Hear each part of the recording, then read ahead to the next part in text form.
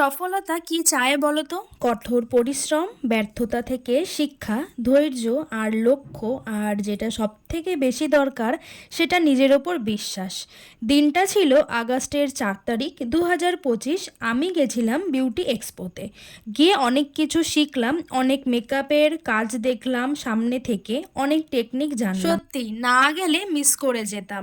এইবারে তোমরা যারা যারা এক্সপোতে যেতে পারোনি, নেক্সট টাইম কিন্তু অবশ্যই যেও। স্টেজের নিচে দাঁড়িয়ে মেকআপ দেখা আর স্টেজের ওপরে দাঁড়িয়ে মেকআপ দেখানোর যাত্রাটা কিন্তু খুব একটা ইজি হয় না।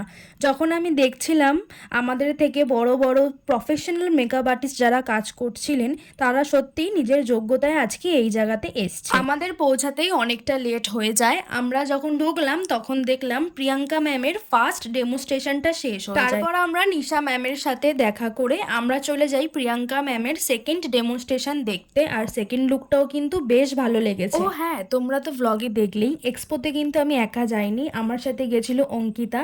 আমরা দুজনে গড়িয়াহাট থেকে মিট করে একসাথে গেছিলাম, আর ওখানে গিয়ে পারমিতাদির সাথে মিট করে নিয়েছি। এক্সপো থেকে বেরোনোর পরে পারমিতাদি আমাদেরকে আইসক্রিম ট্রিট দিয়েছিল, যেটার দরকারই ছিল। গলা পুরো শুকিয়ে কাঠ।